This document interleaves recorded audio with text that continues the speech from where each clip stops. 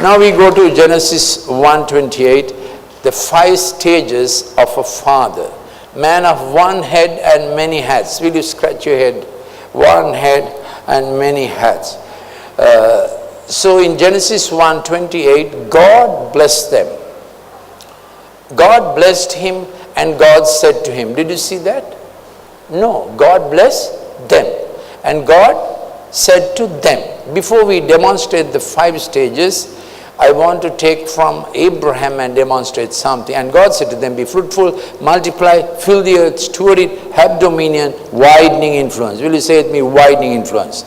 But we want to go to Genesis 18. And for Genesis 18, we need Abraham and we need God. Abraham, God looks at Abraham during a very painful period of his life. Genesis chapter 8. Verse 18, easy to remember, Genesis 18:18. Since, now God is thinking to himself, okay, God is thinking to himself, since Abraham shall surely become a great and mighty nation, and all the nations of the earth shall be blessed in him. And God is giving a prophecy. Abraham is still starting to walk.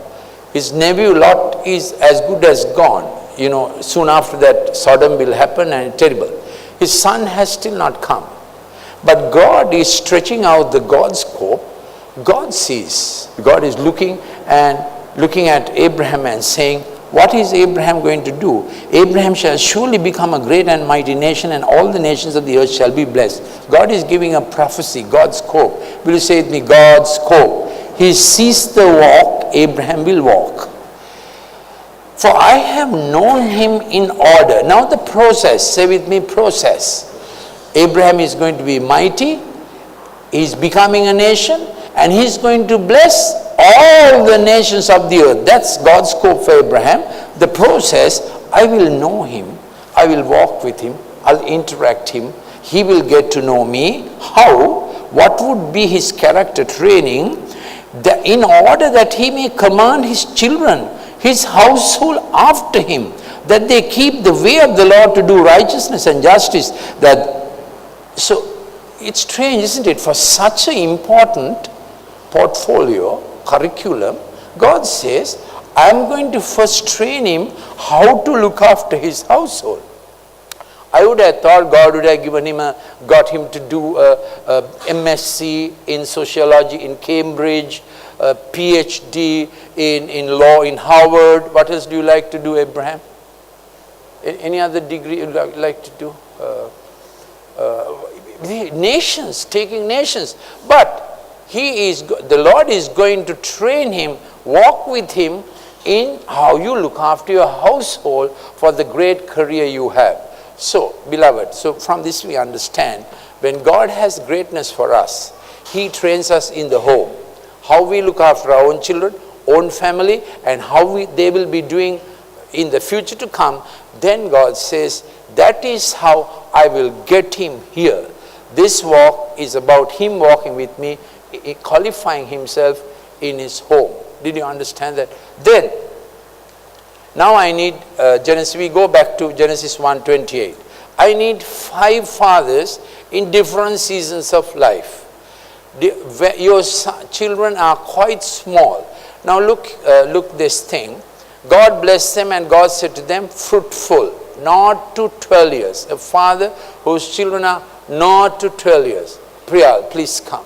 You are the father with children not to 12 years. Then I need a father whose children are just 12, 13, 14. Nimesh qualifies for that. Little children growing fruit. This is the 4th station in life. Say with me, point at Priyal and say, fruitful. Point at him and say, multiply, which means share your food. Point at him and say, fill, success. One more time, fill. This is success. This is beyond success, stewardship. There is a senior father and his influence. Say with me, influence. And he has gone through the stages and he is looking back at the legacy in his life. So here is the journey that the Lord was cultivating in the Garden of Eden. Here is the stage, father is bearing fruit and his children are not to 12. Difficult or easy, Priyal? Now here is the stage, you are 13 to, this will go on from about 13 to 18 or so, even, and this is the 13 to 19, teen years, and you're multiplying, he's growing fruit, you're growing trees. You get my allegory? So up to the age of 12, you're growing fruit, and you will see what you grew, the kind of seed, when that child becomes a tree in formation. Get the point? So teen years, you are growing a tree. And that tree has to last your child for life. Say it me, life. Roots for life. You are following me? Roots for life. And he will grow, and then child is growing and you're growing. You're not at the stage when you were growing fruit. Of course, one of your sons is still there, but you understand. You are now growing a tree. So what do you think? It's easier to bear fruit or grow a tree? You see the point. Each stage has its challenge and has its grace. You can't jump here without being there. When you are at that stage, it was a full-time job, father. You had to give undivided attention, and this was the primary vocation of life. If you thought corporate or the profession was the primary vocation of life, you got it wrong. This is the emphasis I want to bring. This is where your heart should be. This is where you must become good and perfect. Don't never leave this. Because when you are working with God, all else will follow when you are attending on this curriculum, isn't it? You are growing a tree. Now he has come to the stage, in age also, he is filled and he is successful. But he has grown a tree. Ideally it should have been, he's 21, he's 27, and he's 48. And he's now into his midlife, what? Crisis. So Anton, are you in a midlife crisis? What is the midlife crisis like? It's like this. He has got success, he has worked hard, he has come there. Where do I go from here? You get the point? Where do I go from here? At this stage, best possibility, the God one, is influence. You pass success, you are happy with what you got, and you say, now I have to keep stewarding, making others great.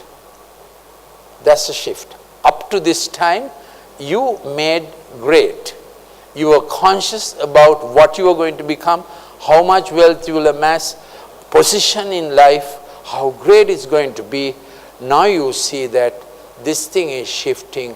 I have to think how great they are going to be. This is my success. Give a clap for God. This is my success. Did you understand that?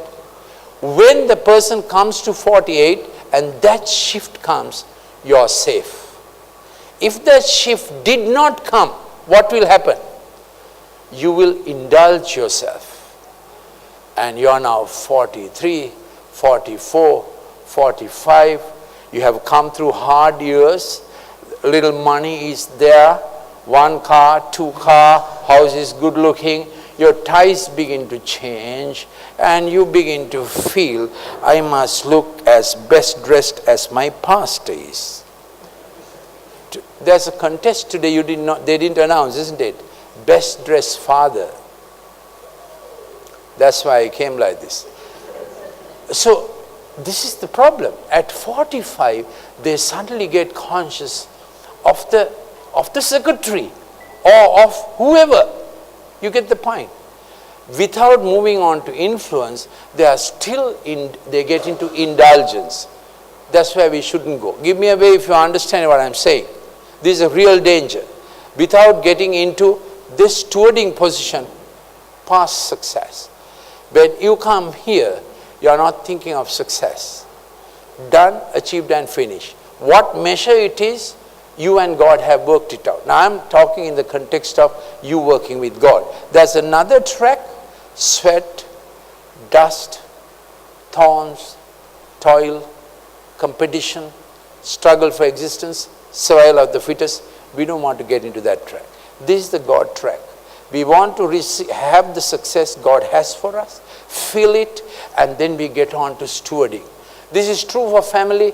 This is true for the company. You're not doing a company. If you were doing a company, you will be saying, how can I make others great?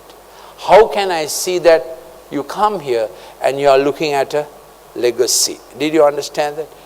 And he has become a senior father. He looks back and says, those were my years. I am rejoicing in my labor. And that is called influence. Did you understand that? This is, one more time, look, point finger at Travail and say, fruitful, multiply, fill and success. Then you have to say danger. Because we want to go into influence and not into indulgence. Nor into indifference. Indifference is you feel life has been hard. What is this? I worked very hard and nothing. I mean, what I did for I'm not saying you're saying that, Anton, but some people can say, I worked hard, nothing much. I'll just hang on. Terrible, isn't it? If a father is just hanging on and his home will have that atmosphere of hanging on. Yeah, he just he has no zest in anything. He makes it so difficult. So let's give a hand clap for these 5 stages God has designed. Important thing is we want every father to come here and look back and be able to say, my influence was good. I am happy for all that I have been able to do. Did you understand that? So there's post-success. Don't think this is success. Moving here and moving there. So we start well and we finish even better. That's where we are going. God bless the fathers who have run the race, kept the course, fight the good fight, and there is laid up for you a crown of righteousness in heaven. This is 2 Timothy 4:6 that I quoted. Now I want to, then spiritual fathers, Paul says, my children, Galatians 4:19, with whom I am again in labor until Christ is formed in you. 1 Corinthians 4:15, spiritual fathers, for if you were to have countless tutors in Christ, yet you would not have many fathers. For in Christ Jesus I became your father through the gospel. Then there are fathers in the city, fathers in workplaces, fathers who have fathered companies, fathers who have fathers of a profession, isn't it? Those medical fathers who taught us, they imparted to us bed to bed, bedside manners. We still remember what they taught. And we saw the reason for their fatherlessness is sodomy in high places. Sodomy in high places causes fatherlessness in governance. Give me a way if you understood that. And we really prayed through with a cracking pain in our heart that this will stop, medical students will get back to studies, isn't it? That's only one symptom. Then the flood came and the country could have become fatherless. But thank God, others rose to the place. With God's help, country didn't become fatherless. Thank you, Sanjeev. A country didn't become fatherless. One Christian, a praying couple, can be in a place and a whole nation can have a program. Bless the Lord, oh my soul. Keep your place, keep your post.